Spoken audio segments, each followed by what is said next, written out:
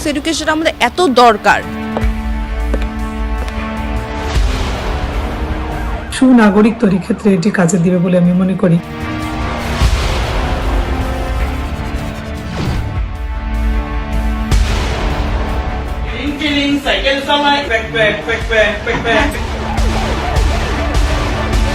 আলু ভর্তা ডিম ভাজি দিয়ে আমরা কি করব জীবনে? পঙ্গু জাতি তৈরি হবে, বাচ্চাগুলোর ভবিষ্যৎ পুরো ধ্বংস, ওদের মাথায় এখন আর কিচ্ছু নাই।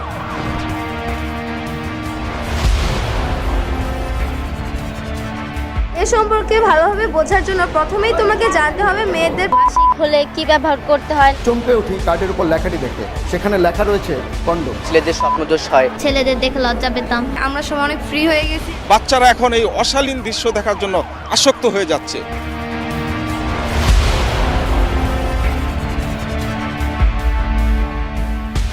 অচেনা এক বাংলাদেশের চিত্র এটা। আমাদের আজকের পাঠ্য বিষয় কি?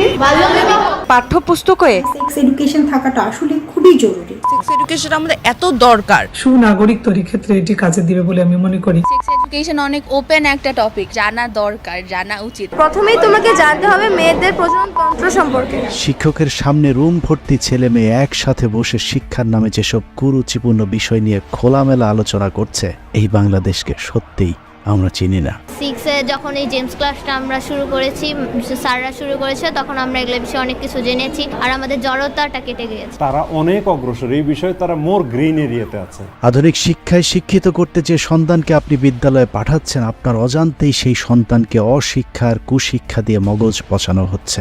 পঞ্চম শ্রেণী বইতে আপনার বই নামক একটা কবিতা অন্তর্ভুক্ত করা হয়েছে, যেটা ধর্মীয় গ্রন্থ কোরআন বিরোধী কবিতা। ক্লাস 4-এ খলিফা হযরত ওমর জীবনী সংক্ষিপ্ত জীবনী সেটা বাদ দিয়েছে। 3-তে খলিফা হযরত আবু বকর শিরোনামে একটা সংক্ষিপ্ত জীবনী, সেটা বাদ দিয়েছে। ক্লাস 2-তে সবাই মিলে কাজ করে একটা শিরোনামে মহানবীর সংক্ষিপ্ত জীবনী ছিল, সেটা বাদ দিয়েছে। ষষ্ঠ শ্রেণীতে লাল গরু নামক একটি ছোট গল্প আনা হয়েছে, যা মুসলিম শিক্ষার্থীদের শেখানো হচ্ছে গরু হচ্ছে মায়ের মতো, তাই গরু জবাই করা ঠিক নয়, অর্থাৎ হিন্দুত্ববাদ। সপ্তম শ্রেণীর বইতে শরৎচন্দ্র চট্টোপাধ্যায়ের লালু নামক একটা গল্প ঢুকানো হয়েছে, যাতে শেখানো হচ্ছে হিন্দুদের কালী পূজা ও পাঠ বলির কাহিনী। অষ্টম শ্রেণীর বইতে হিন্দুদের ধর্মগ্রন্থ রামায়ণের সংক্ষিপ্ত রূপ অন্তর্ভুক্ত হয়েছে। এগুলো কিসের আলামত? মগজের সেই পচা গন্ধ এরই মধ্যে বাতাসে দুর্গন্ধ ছড়াতে শুরু করেছে। জিপিএ 5 শিক্ষার্থীদের অনেকেই জানে না জিপিএ মানে কি। বাংলাদেশ সম্পর্কেও তাদের ধারণা কম। এসএসসি এটার পূর্ণাঙ্গ রূপ কি? এখন আমার মনে পড়তেছে না। Junior school certificate. জিপিএ এটার পূর্ণাঙ্গ রূপ কি? জানি না, এখন মনে পড়ছে না। Grating point.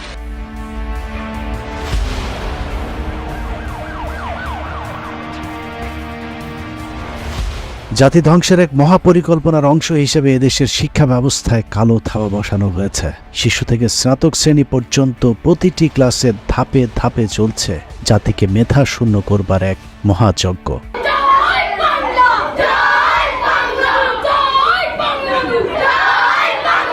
এই যজ্ঞ কতটা অযোগ্য এক ভবিষ্যৎ প্রজন্ম তৈরি করে যাচ্ছে, তা মাঝে মধ্যেই চোখ রাঙিয়ে জানান দিচ্ছে আমাদের ভবিষ্যৎ কতটা অন্ধকার।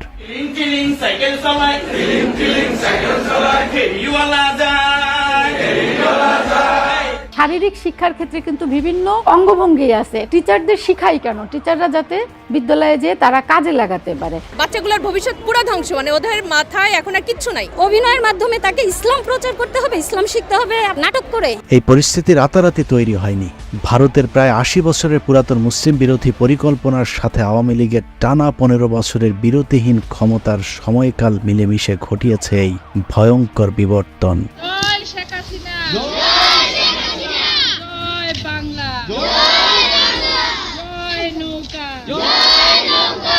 কোনো জাতিকে ধ্বংস করতে হলে সেই জাতিকে সবার আগে অশিক্ষিত করতে হয়। আমরা এখন শুধুই অশিক্ষিত নয়, সেই সাথে অশিক্ষার কুশিক্ষাও ঝেঁকে বসেছে আমাদের দূষিত মগজে। আসলে বসেছে বললে ভুল হবে, বসানো হয়েছে।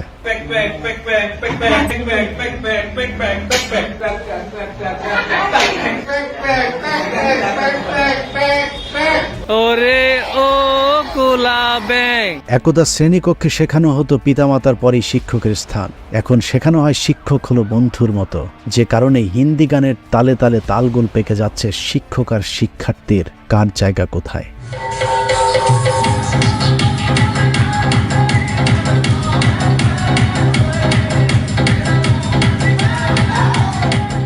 সম্মান আর স্নেহের সেই সম্পর্কটাও এখন শিক্ষার মতোই দূষিত হয়েছে।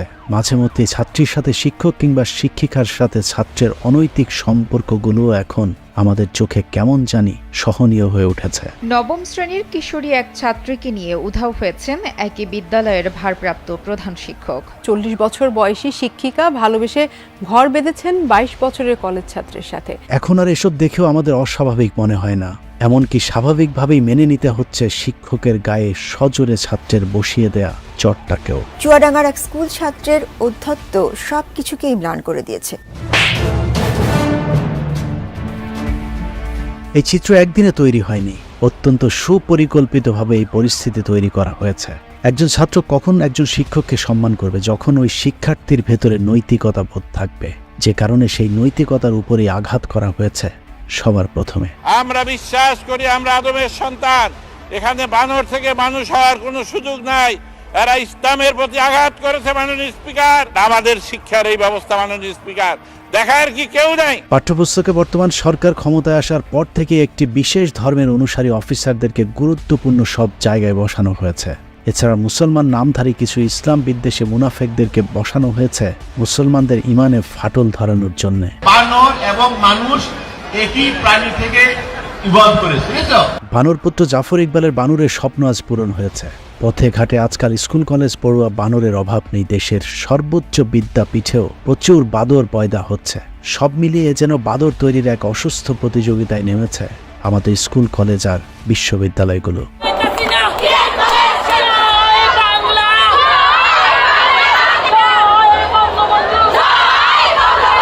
ছোট ছোট শিশুদের মাথায় যৌন চিন্তা ঢুকিয়ে দিতে ষষ্ঠ সপ্তম শ্রেণীর বইতে মেয়েদের মাসিক বীর্যপাত সহ নানা ধরনের যৌন উত্তেজক বিষয় অন্তর্ভুক্ত করা হয়েছে।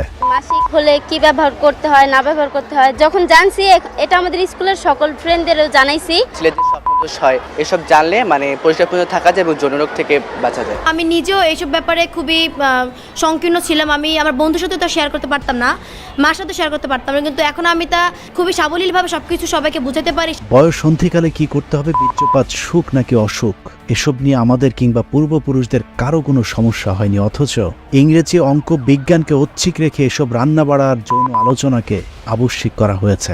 আমরা এগুলি চাই না। আমাদের মেইন সাবজেক্ট হবে বাংলা, অঙ্ক, ইংলিশ, সমাজ বিজ্ঞান, আর ওগুলা হবে অপশনাল সাবজেক্ট। বাংলা, ইংলিশ, অঙ্ক যেই সাবজেক্টই বলেন, ওরা গান, নাচ আর অভিনয়, মানে প্রতিটা সাবজেক্টেই এগুলাই। আর হচ্ছে বিভিন্ন আপনার পোস্টার বানানো, ডিজাইন করা। আলু ভর্তা ডিমবাজি করে বাচ্চা স্টুডেন্ট ভিতরে নেয় না। আমি আমার মেয়ের জন্য এই কারিকুলাম থেকে বাঁচার জন্য আপ্রাণ চেষ্টা করছি। ডাল ভাত রান্না করা এই কিছুদিন করে এসে জোর করে যে নাচতে পারে না তাকেও নাচানো হচ্ছে। পঙ্গু জাতি তৈরি হবে। একবারও কি ভেবে দেখেছেন কেন এমন হলো? কার স্বার্থে জাতিকে ধ্বংসের এমন আয়োজন চলছে? এই প্রশ্ন যতক্ষণ আপনাকে অস্থির করে না তুলবে ততক্ষণ পর্যন্ত আপনি সঠিক সমাধানে যেতে পারবেন না, কারণ এই ষড়যন্ত্র অত্যন্ত সূক্ষ্ম এবং গভীর।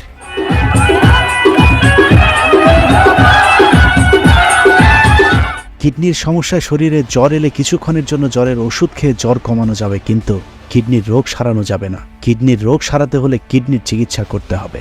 ঠিক তেমনি আমাদের শিক্ষা ধ্বংসের পেছনে আসলে কাদের হাত রয়েছে সেটা বের করতে না পারলে আমাদের আসল রোগ কখনোই সারবে না।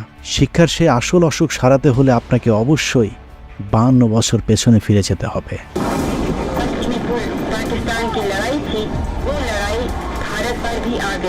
1971 সালের 3রা ডিসেম্বর ভারতের যৌথ বাহিনীর হামলায় 9 মাসের যুদ্ধে ক্লান্ত পাকিস্তানি সেনারা যখন নাস্তানাবুদ, তখন নতুন কোনো অপারেশন তো দূরের কথা, নিজেদের বেঁচে থাকাই ছিল দুষ্কর।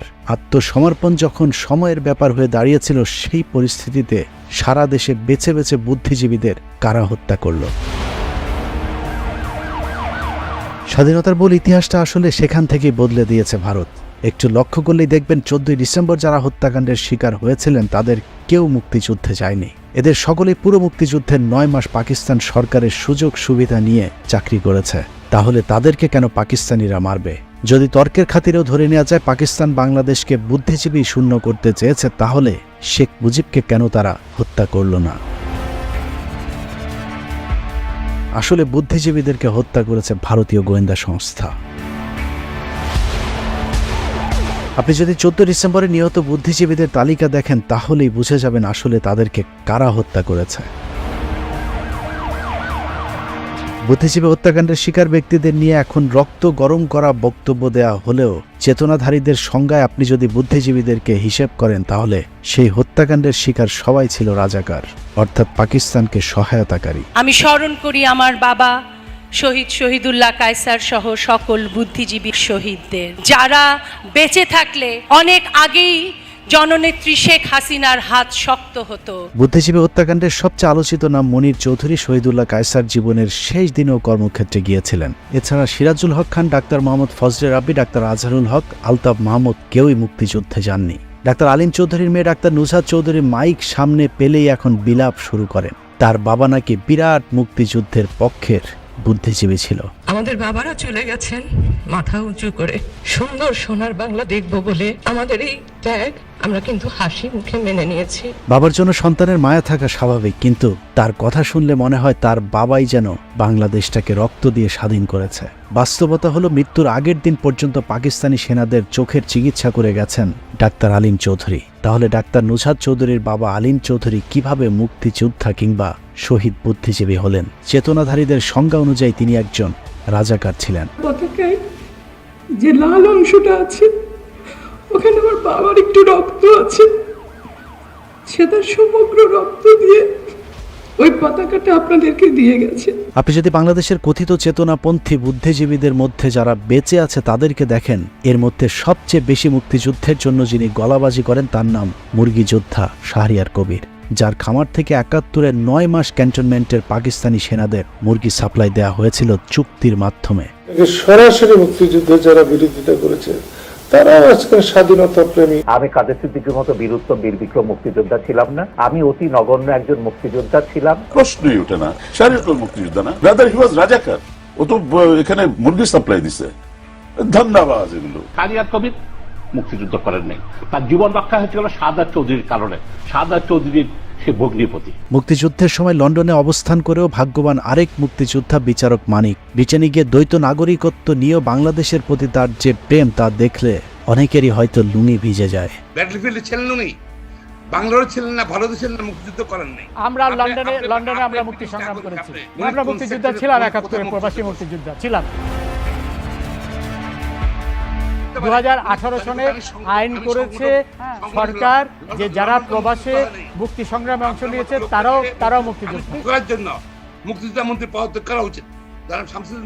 আগেই বলেছি, মুক্তিযুদ্ধে বাংলাদেশের আবেগকে কাজে লাগানোর জন্য ইতিহাসকে চরমভাবে বিকৃত করেছে ভারত। ভারতের ভূমিকা অনেকটা সাপ হয়ে দংশন আর ওজা হয়ে ছাড়ার মতো। পাকিস্তানপন্থী বুদ্ধিজীবীদের হত্যা করে বাংলাদেশিদের মাঝে পাকিস্তান বিরোধী সেন্টিমেন্ট তৈরি করা হয়েছে, আর ধান্দাবাজ কিছু লোকজনের হাতে মুক্তিযুদ্ধের চেতনার দণ্ড তুলে দিয়েছে ভারত।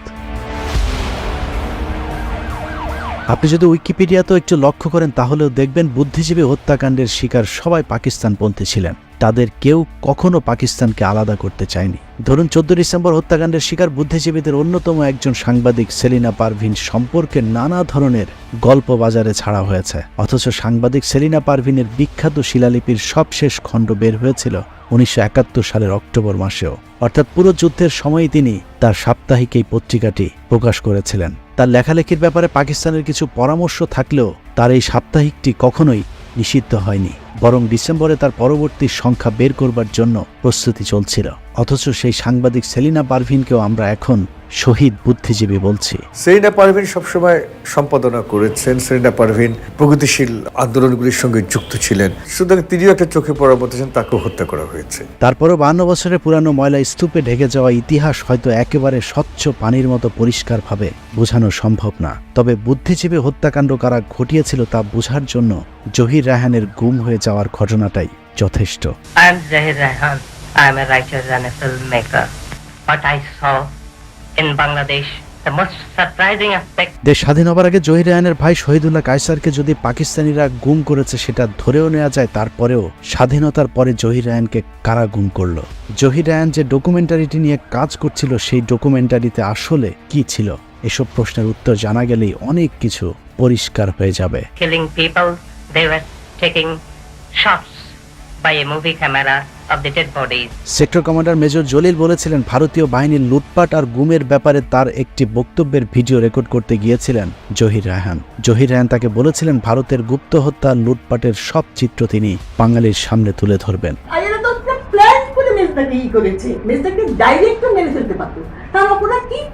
দেশের মানুষের ইকুয়ালিটি চেয়েছিলেন, উনি জাস্টিস চেয়েছিলেন। কিন্তু সেই প্রতিবেদন আর প্রকাশ পায়নি। তার আগেই জহির রায়হানকেও গুম করে দেয় ভারত।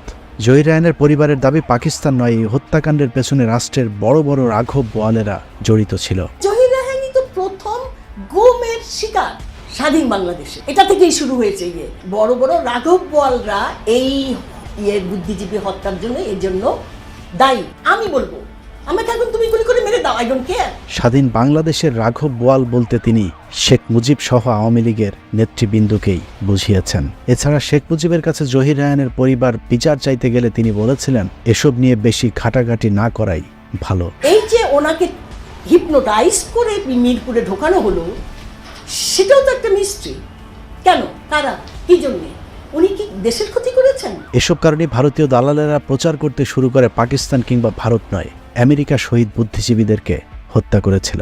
রাঘব বোয়াল বলতে হচ্ছে আমেরিকার কথা তিনি বলেছেন এবং স্পষ্ট করেছেন সিআইএ এর কথা তিনি বলেছেন। সিআইএ পাকিস্তানকে সব রকম সহযোগিতা করেছে। এরা নিজে কিন্তু বামপন্থী চিন্তায় বিশ্বাস করতেন। বাংলাদেশে মুক্তিযুদ্ধের ইতিহাস বিকৃতি শুরু হয় শেখ মুজিবের হাত ধরে। মুক্তিযুদ্ধের পর পাকিস্তান থেকে শেখ মুজিব লন্ডনে যাবার পর প্রথম সাংবাদিক হিসেবে সাক্ষাৎ নেওয়া বিবিসির সাংবাদিক সিরাজুর রহমান জানিয়েছিলেন কিভাবে 3 লাখকে শেখ মুজিব 30 লাখ বানিয়েছিল। আমরা সাংবাদিকদের মোটামুটি বলেছি এই পর্যন্ত প্রায় 3 লাখ বাংলাদেশ মারা গেছে। উনি ওইটা যে 3 মিলিয়ন বলে ফেলেছিলেন, আসলে সেটা মারা যায়নি। শেখ মুজিব 3 মিলিয়ন বা 30 লাখের পাশাপাশি 1 মিলিয়ন বা 10 লাখের কথাও বিভিন্ন জায়গায় বলেছিলেন। অর্থাৎ 30 লাখ মৃত্যু আর 2 লাখ মা বোনের ইজ্জতের সবই আলিফ লায়লার মতো বানোয়াট কেচ্ছা। ভারত অত্যন্ত সুকৌশলে মুক্তিযুদ্ধের ইতিহাস পাল্টে দিতে সক্ষম হয়েছিল, কারণ তারা স্বাধীন দেশে প্রথম রাষ্ট্রনায়ক হিসাবে শেখ মুজিবের মতো একজন ক্ষমতা লোভী ভারতীয় দালালকে পেয়েছিল। আমাকে প্রশ্ন করা হয় শ্রীমতী ইন্দিরা গান্ধীর সাথে আপনার আদর্শে এত মিল কেন? আমি বলি এটা আদর্শের মিল, এটা নীতির মিল। আমি ব্যক্তিগতভাবে তার কাছে কৃতজ্ঞ। ভারতের আজ্ঞাবহ ভৃত্য মুজিবের হাত ধরে বাংলাদেশের শিক্ষা ব্যবস্থার ধ্বংস শুরু করে ভারত। ওই সময় বাংলাদেশের অনেক মেধাবী কবি সাহিত্যিক থাকলেও ভারতীয় কবি সাহিত্যিকদের লেখা গল্প কবিতাকে প্রাধান্য দিয়ে রচিত হয় স্বাধীন বাংলাদেশের প্রথম পাঠ্যপুস্তক। আমাদের নজরুল, জসিমউদ্দিন, ডক্টর শহীদুল্লাহদের মতো অতি আশ্চর্য মেধাবী মানুষেরা থাকতেও সবার উপরে জায়গা করে দেওয়া হয়েছিল রবীন্দ্রনাথকে।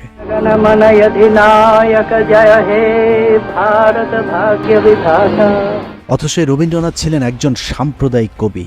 বিশেষ করে প্রচণ্ড মুসলিম বিদ্বেষী ছিলেন হিন্দু কবি রবীন্দ্রনাথ ঠাকুর। তার অসংখ্য লেখায় মুসলিম বিদ্বেষী ভাব প্রকাশ করেছে। এর মধ্যে কাবুলিওয়ালা, সমস্যা, পুরাণ, দুরাশা এসব গল্পগুলোতে সে সরাসরি মুসলমান ধর্মকে আক্রমণ করে কথা বলেছে।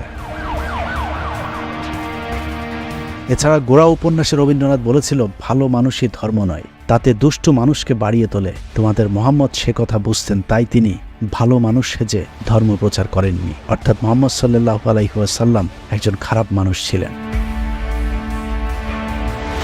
রবীন্দ্রনাথ তার জন্মভূমি প্রবন্ধে লিখেছেন, বেদ ব্রাহ্মণ রাজা ছাড়া আর কিছু নাই ভবে পূজা করিবার। অর্থাৎ হিন্দু ধর্মের বাইরে আর কোনো ধর্মের মানুষের কোনো উপাস্য নেই। ভারতবর্ষে হিন্দু ব্রাহ্মণদের অত্যাচারে নিম্নবর্ণের হিন্দুরা যখন দলে দলে মুসলমান হচ্ছিল, তখন তিনি তাদের বিরুদ্ধে যুদ্ধ ঘোষণা করেছিলেন। তিনি লিখেছিলেন যে মুসলমানরা আমাদের ধর্ম নষ্ট করেছে, তাদের মিত্রদের বিরুদ্ধে লড়াই না করাটাই হচ্ছে অধর্ম। লেখক সৈয়দ মুজিবুল্লাহ লিখেছেন, মরহুম মোতাহার হোসেন চৌধুরী শান্তিনিকেতনে কবি রবীন্দ্রনাথ ঠাকুরকে একবার জিজ্ঞেস করেছিলেন, আপনার লেখায় কখনোই ইসলাম কিংবা তাদের নবী সম্পর্কে কোনো প্রশংসাসূচক লেখা নেই কেন? উত্তরে রবীন্দ্রনাথ বলেছিলেন, কোরআন পড়তে শুরু করেছিলাম, কিন্তু বেশি দূর এগুতে পারিনি, কারণ তোমাদের রাসূলের জীবন চরিত্র ভালো লাগেনি। রবীন্দ্রনাথ ছিল অত্যন্ত তেলবাজ একজন লেখক, যে কারণে ভারতবর্ষে যখন ইংরেজদের বিরুদ্ধে আন্দোলন চলছিল, তখন সে ইংরেজদের পদলোহন করে নোবেল প্রাইজ বাগিয়ে নিয়েছিল। রবীন্দ্রনাথ তার কণ্ঠরোধ নামক প্রবন্ধে মুসলমানদের ইংরেজ বিরোধী আন্দোলনকে ব্যঙ্গ করে লিখেছিলেন, কিছুদিন হইল একদল ইতর শ্রেণীর অবিবেচক মুসলমান কলকাতার রাজপথে লোস্টন হস্তে উপদ্রবের চেষ্টা করিয়াছিল। তাহার মধ্যে বিস্ময়ের ব্যাপার এই যে উপদ্রবের লক্ষ্যটা বিশেষ রূপে ইংরেজদের প্রতি। তাহাদের শাস্তিও যথেষ্ট হইয়াছিল। প্রবাদে আছে, ইটটি মারিলেই পাটকেলটি খাইতে হয়, কিন্তু মুরগন ইটটি মারিয়া পাটকেলের অপেক্ষা অনেক শক্ত শক্ত জিনিস খাইয়াছিল। এখানে মুরগন বলতে তিনি মুসলমানদেরকে বুঝিয়েছেন, অর্থাৎ মুসলমানরা যখন ইংরেজদের বিরুদ্ধে আন্দোলন করে নির্যাতিত হয়েছে সেটাকে তিনি তার সন্তুষ্টি হিসাবে দেখেছেন। রবীন্দ্রনাথ বাংলাদেশের মুসলমানদের পড়াশোনারও বিরোধিতা করেছিলেন। তিনি বলেছিলেন, চাষার ছেলেদের জন্য আবার বিদ্যা কিসের, যে কারণে তিনি ঢাকা বিশ্ববিদ্যালয়ের ঘোর বিরোধিতা করে কট্টর হিন্দুদেরকে নিয়ে কঠিন আন্দোলন গড়ে তুলেছিলেন। 1912 সালের মার্চ মাসে গড়ের মাঠে সেই মিটিংয়ের এর থেকে অনেক বড় ডায়াস হলো, তার সভাপতি হলেন বিশ্বকবি রবীন্দ্রনাথ ঠাকুর। কিসের জন্য মিটিং জানেন? মিটিংটা হলো ইংরেজ গভর্নমেন্ট তখন প্রস্তাব দিয়েছে ঢাকাতে একটা ইউনিভার্সিটি করবে, বিশ্ববিদ্যালয় ঢাকাতে, তখন কলকাতায় আছে। সেখানে প্রস্তাব পাশ হচ্ছে ঢাকাতে যেন বিশ্ববিদ্যালয় ইংরেজ গভর্নমেন্ট না করে। কেন বলেন তো? সেখানে বিশ্ববিদ্যালয় হলে মুসলমানরা লেখাপড়া শিখবে। যে কারণে ঢাকা বিশ্ববিদ্যালয় 1911 সালে প্রতিষ্ঠা করার কথা থাকলেও সেটা প্রায় 10 বছর বিলম্বিত হয়েছিল। ভারত মূলত দুটি পদ্ধতিতে আমাদের শিক্ষা ব্যবস্থাকে ধ্বংস করেছে। প্রথমত, শিক্ষা কার্যক্রম থেকে আমাদের ইসলাম ধর্মের মূল আদর্শ ও চেতনাগুলো বাদ দিয়ে কথিত অসাম্প্রদায়িক চেতনার বিকাশ ঘটানো। দ্বিতীয়ত, শিক্ষার মান নষ্ট করে দেয়া।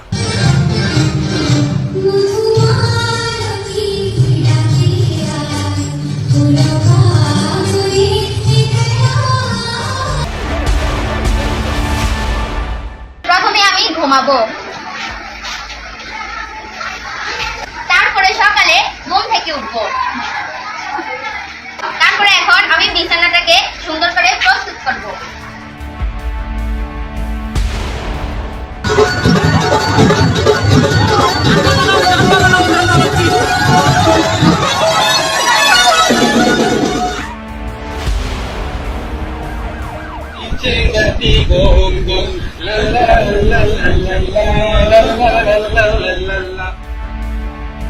শেখ মুজিবের হাত ধরে ভারত প্রথমে বাংলাদেশের শিক্ষা ব্যবস্থা থেকে ইসলামকে আলাদা করে দেয়, কারণ ভারত জানে ইসলামী মূল্যবোধই বাংলাদেশের মানুষের ঐক্যের সবচেয়ে বড় শক্তি। আপনি যদি ঢাকা বিশ্ববিদ্যালয়ের লোগো লিখে গুগলে সার্চ করেন তাহলে মোট 4টি লোগো পেয়ে যাবেন। প্রথম লোগোটি ব্রিটিশ আমলের 1921 থেকে 1952 পর্যন্ত। পাকিস্তান আমলে 1952 সালে লোগোটিতে কোরআনের ছবি এবং আরবিতে ইকরা বিসমি রব্বিকাল্লাযী খালাক, যার অর্থ হচ্ছে পড়ো তোমার প্রভুর নামে, যিনি তোমাকে সৃষ্টি করেছেন। এরপর শেখ মুজিব ক্ষমতা নিয়েই 1972 সালে লোগো থেকে কোরআনের ছবি মুছে দেয়। এছাড়া আরবিতে পড়ো তোমার সৃষ্টিকর্তার নামের সেই কোরআনের আয়াতটিও বদলে লেখেন শিক্ষাই আলো। তাতেও ভারতের পছন্দ হয়নি। 1 বছর না যেতেই আবারও লোগোতে পরিবর্তন এনে কট্টর হিন্দুত্ববাদী সংগঠন বিজেপি RSS এর লোগোটি ঢাকা বিশ্ববিদ্যালয়ের লোগোতে বসিয়ে দেওয়া হয়। মুক্তিযুদ্ধের আগ পর্যন্ত এদেশের প্রতিটি শিক্ষা প্রতিষ্ঠানে সূরা ফাতিহার মাধ্যমে শিক্ষা কার্যক্রম শুরু হতো, কিন্তু স্বাধীনতার পর আলহামদুলিল্লাহি রাব্বিল আলামিনের পরিবর্তে দুর্গার প্রশংসা শুরু হয়। এটা শুনে আপনি নিশ্চয়ই ঘাবড়ে যাচ্ছেন।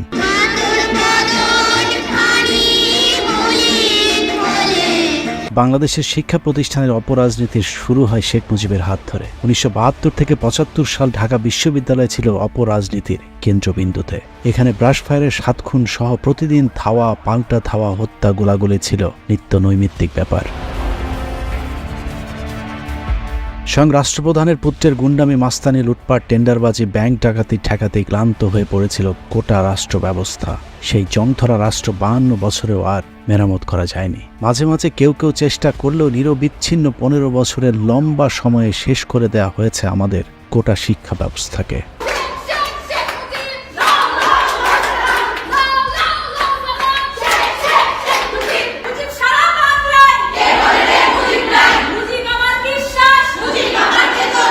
ছোট ছোট শিশুদেরকে স্কুলে এখন শেখানো হচ্ছে ডিম ভাজি, ভাত রান্না, বিছানা গুছানো, বাথরুম পরিষ্কার থেকে শুরু করে হাস্যকর সব কর্মকাণ্ড। আলু ভর্তা ডিম ভাজি দিয়ে আমরা মানে কি করব জীবনে, এগুলো দেখতে দেখতেই শেখা যায়, কিন্তু এগুলো এরকম বইয়ে লিখে দেওয়া ধাপ অনুযায়ী এইসব শেখার আমার মনে হয় না প্রয়োজন আছে। বাচ্চাদের বার্গার বানিয়ে আনতে বলে, কেক বানিয়ে আনতে বলে, এইটা কোনোভাবেই সম্ভব না আমাদের বাচ্চাদের যদি শেখানো লাগে সেটা আমরা বাসায় কিচেনে বসে শেখাবো। এরা কোনো রাজনীতি বোঝে না, তারপরেও চোখের সামনে নিজের সন্তানদের ধ্বংস দেখে রাস্তায় দাঁড়িয়েছিল। আপনারা সবাই জানেন ইন্টারনেট ঘাঁটতে গেলে কিছু অশালীন ওয়েবসাইট, অশালীন সাইট অটোমেটিক চলে আসে। বাচ্চারা এখন এই অশালীন দৃশ্য দেখার জন্য আসক্ত হয়ে যাচ্ছে। এখন একটা 7-এর বাচ্চাকে যদি আমি a+b² কি জিজ্ঞেস করি, সে যদি কিছুই না পারে, আমি যদি তাকে 2-1টা গুণ জিজ্ঞেস করি সে না পারে, ভাগ জিজ্ঞেস করলে না পারে, তাহলে তাকে কি গণিত শেখাবো? আমরা আগে বাচ্চাদের গাইড করতে পারতাম, ইভেন এখন সেটা পারছি না। টিচাররাও তাদেরকে ওভাবে পড়াতে পারছে না। টিচাররাও বলছে যে আমরা কিভাবে পড়াবো। সাধারণ যে গুণ, যোগ বিয়োগ, গুণ ভাগ এগুলো ভুলে গেছে। তার যে প্লাস মাইনাসে মাইনাস হয়, এই যে সূত্রগুলো, বীজগণিতের বেসিক যে সূত্রগুলো, এগুলোও সে ভুলে গেছে। কিন্তু তাদের উপর চালানো হয়েছে অবর্ণনীয় নির্যাতন। আমাকে পুলিশে দাঁড়াতে দিচ্ছে না, এইটা কেন তারা আইনের বিধি লঙ্ঘন করছে? আমি এই জবাব চাই।